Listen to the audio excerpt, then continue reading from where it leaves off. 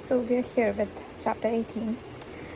There was complete silence in the club as everyone stared at the screen in anticipation.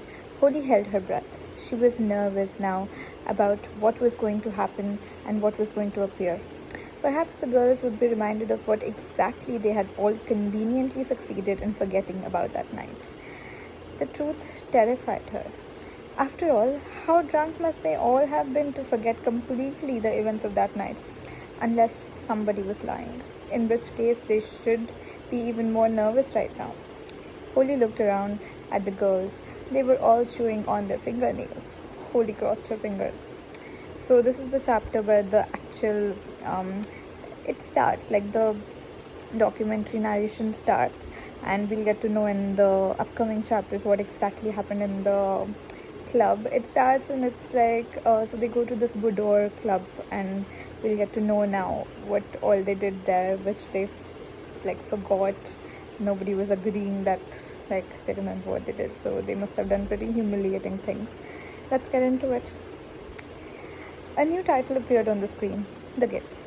Open line first, shrieked Kiara from the television, thrusting her present towards Holly and shoving Sharon off the couch on the floor. Everyone in the club laughed while they watched Abby dragging a horrified Sharon to her feet. Kiara left Daniel's side and tiptoed over to the rest of the girls for security. Everyone oohed and ahed as one by one Holly's birthday presents were unveiled. A lump formed in Holly's throat as Declan zoomed in on the two photographs on the mantelpiece while Sharon's toast was made.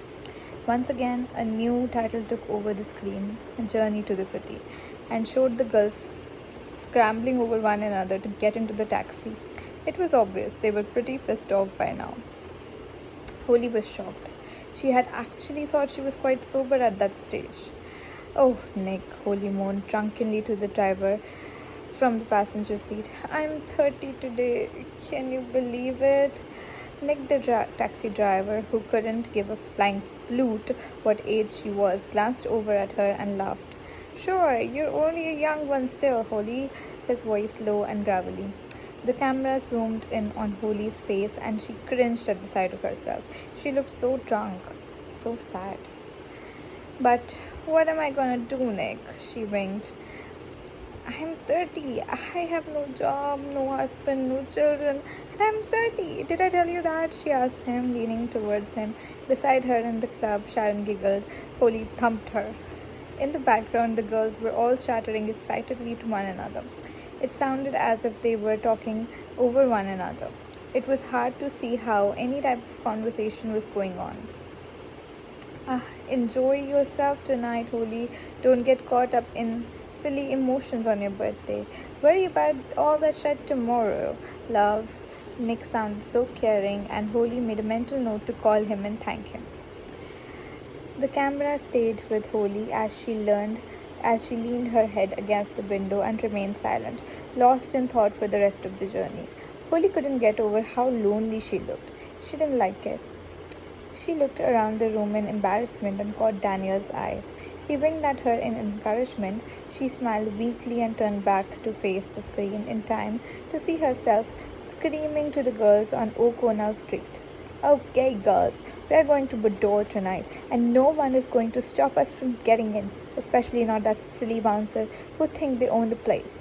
And she marched off in what she thought at that time was a straight line. All the girls cheered and followed after her. The scene immediately jumped to the two bouncers outside Boudoir, shaking their heads. Not tonight, girls. Sorry. Holly's family howled with laughter. But you don't understand, Denise said calmly to the bouncers. Do you not know who we are? No, they both said, and stared over their heads, ignoring them. Denise put her hands on her hips and pointed to Holly. But this is the very, very extremely famous Princess Holly from the royal family of Finland. On camera, Holly frowned at Denise. Her family once again howled with laughter. You couldn't write a script better than this, Declan laughed. Oh, she's royalty, is she? The bouncer said. The bouncer with a mustache smirked. Indeed she is, Denise said seriously. Finland got a royal family, Paul? Mustache man turned to his colleague. Don't think so, boss. Holly fixed the cricket tiara on her head and gave them both a royal wave. You see, Denise said, satisfied. You men will be very embarrassed if you don't let her in.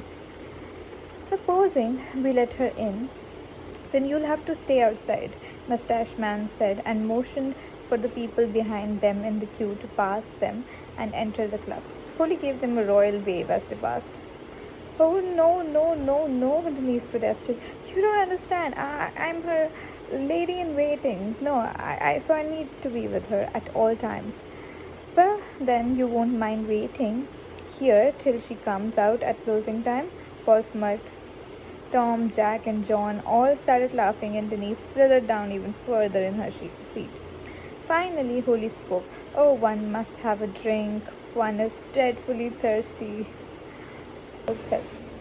No, honestly, girls, not tonight. You need to be a member. But I am a member of the royal family, Holly said sternly. Off with your heads, she commanded, pointing at both of them. Denise quickly forced Holly's arm down. Honestly, the princess and I would be no trouble at all. Just let us in for a few drinks, she pleaded. Mustache Man stared down at the two of them, then raised his eyebrows to the sky. All right, then, go in, he said, stepping aside. God bless you, Holly said, making the sign of the cross at them as she passed. What is she, a princess or a priest? Laughed Paul as she entered the club. She's out of her mind, laughed Mustache Man, but it's the best excuse I've heard in a while, so, while on the job. And the two of them snickered. They regained their composure at Kiara and her entourage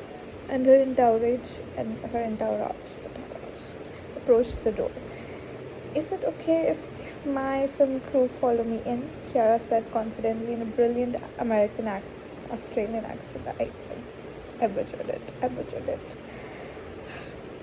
Hold on while I check with the messenger. Paul turned his back and spoke into a walkie-talkie. Yeah, that's no problem. Go ahead, he said, holding the door open for her.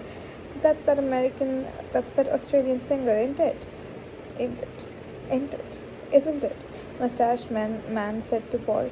Yeah, good song, that. Tell the boys inside to keep an eye on the princess and her lady, she said Mustache Man. We don't want them bothering that singer with the pink hair. Holly's father choked on his strength from laughing, and Elizabeth rubbed his back for him while chortling herself. As Holly watched the image of inside of Boudoir on the screen, she remembered being disappointed by the club. There had always been a mystery about what Boudoir looked like. The girls had read in a magazine that there was a water fountain into which Madonna had apparently jumped one night.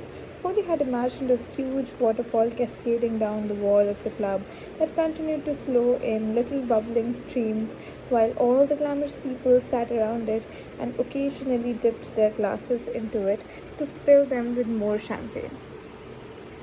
Holly had imagined a champagne waterfall. What she got was an oversized fish bowl in the center of the circular bar. What that had to do with anything, she didn't know. Her dreams were shattered. The room wasn't as big as she thought it would be, and was decorated in rich reds and gold. On the far side of the room, there was a huge gold curtain acting as a partition, which was blocked by another menacing-looking bouncer. At the top of the room, the main attraction was the massive king-sized bed, which was tilted on a platform towards the rest of the club. On top of the gold sheet were two skinny models dressed in no more than gold body paint and tiny gold thongs. It was all a bit too tacky. Look at the size of those thongs, gasped Denise in disgust. I have a plaster on my baby finger bigger than those. Beside her in Club Diva, Tom chuckled and began to nibble on Denise's baby finger. Holly looked away and returned her gaze to the screen. Good evening and welcome to the 12 o'clock news. I am Sharon McCarthy. Sharon stood in front of the camera with a bottle in her hand serving as a microphone. Declan had angled the camera so that she could get Ireland's famous newsreaders in the shot. Today is the 30th birthday of Princess Holly of Finland. Her royal self and her lady-in-waiting finally succeeded in being granted access to the famous Celebrity hangout boudoir. Also present, her royal self and her lady-in-waiting finally succeeded in being granted access to the famous celebrity hangout boudoir. Also present is Australian rock chick Kiara and her film crew. She held her finger to her ear as though she were receiving more information. News just in. It appears that Ireland's favourite news reader Tony Walsh was seen smiling just moments ago. Here beside me, I have the witness to the fact. Welcome, Denise. Denise posted ductively at the camera. Denise, tell me, where were you when this event was taking place? Well, I was just over there beside the table. When I saw this happening, Denise sucked in her cheekbones and smiled at the camera. I don't know how that's possible. Like, how can you suck in your cheekbones and then smile? Okay. Can you explain to us what happened? I was just standing there, minding my own business, when Mr. Walsh took a sip of his drink and shortly afterwards he smiled. Gosh, Denise, this is fascinating news. And are you sure it was a smile? Well, it could have been trapped wind causing him to make a face, but others around me also thought it was a smile. So, there were others who witnessed this? Yes, Princess Holly beside me here saw the whole thing. The camera panned across to Holly, where she stood drinking from a champagne bottle with a straw. So, Holly, can you tell us, was it wind or a smile? Holly looked confused, then rolled her eyes. Oh, wind, sorry. I think it's the champagne doing it to me.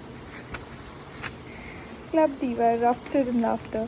Jack, as usual, laughed the loudest. Holly hid her face in shame. Okay then, Sharon said, trying not to laugh. So you heard it here, the night when Ireland's grimmest presenter was seen smiling. Back to you at the studio. Sharon's smile faded as she looked up and saw Tony Walsh standing beside her, not surprisingly without a smile on his face. Sharon gulped and said, Good evening, and the camera was switched off.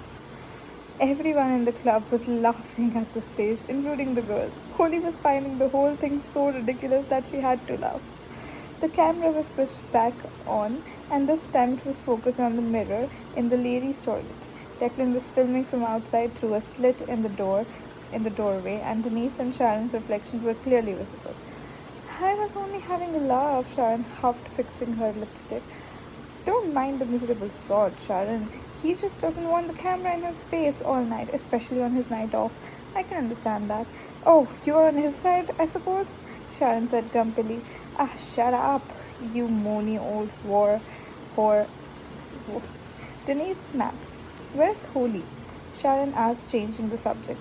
Don't know. Last time I saw her, she was doing her funky moves on the dance floor, said Denise. The two of them looked at each other and laughed. Our poor little disco diva, said Sharon sadly. I hope she finds someone gorgeous out there and tonight and knocks the face off him. Yeah, agreed Denise. Come on then, let's go find her a man, she added, putting her makeup back in her bag. Just after the girls left, a toilet flushed, the cubicle opened, and out stepped Holly. In Club Diva, Holly's big smile faded quickly when she saw her face on the screen. Through the crack in the door, Holly's reflection was visible in the mirror. Her eyes were red from crying. She blew her nose and stared miserably at herself for a while. She took a deep breath, opened the door, and carried on downstairs to her friends. Holly hadn't remembered crying that night. In fact, she thought she had gone through it very well. She rubbed her face while she worried about what else was coming up that she couldn't remember. Finally, the scene changed, and the words Operation Gold Curtain came up. This one is going to be interesting. Denise screamed, Oh my God, Declan, you bastard, very loudly and rushed to hide in the toilet. She had obviously remembered something. Declan chuckled and lit himself another cigarette. Okay, girls, Denise was announcing. It is now time for Operation Gold Curtain, huh? Sharon and Holly announced groggily from the couch where they had collapsed in a drunken stupor. Operation Gold Curtain, Denise exclaimed excitedly, trying to drag them to their feet. It's time to infiltrate the VIP bar. You mean this isn't it?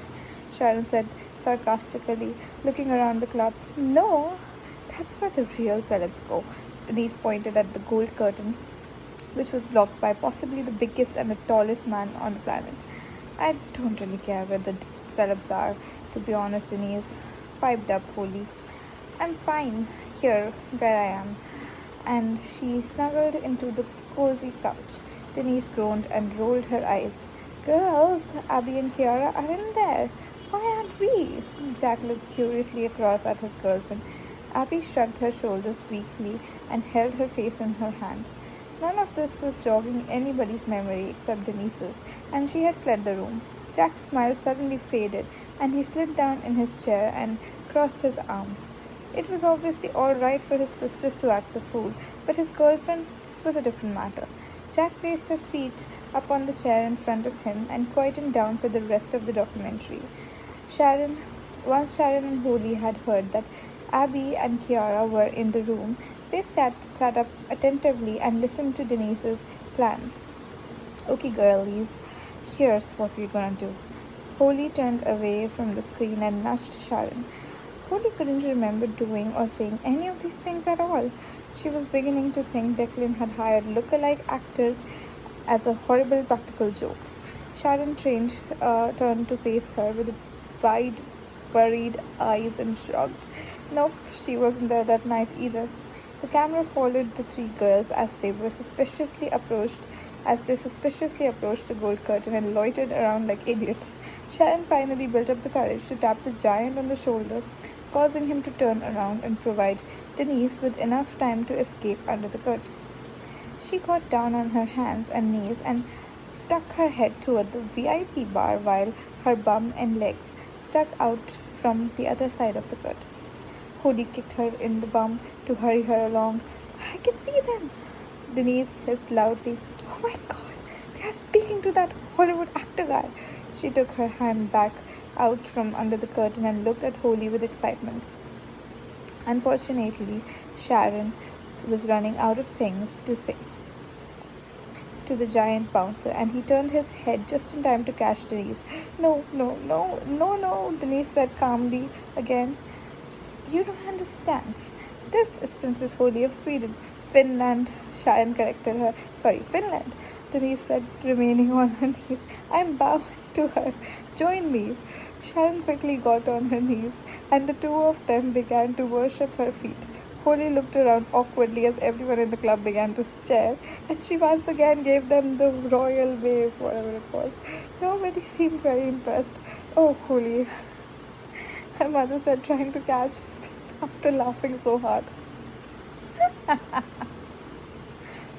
Okay. Big burly bouncer turned his back and spoke into his walkie-talkie. Boys, got a situation with the princess and the lady. Denise looked at both the girls in panic and mouthed, hide. The girls jumped to their feet and fled.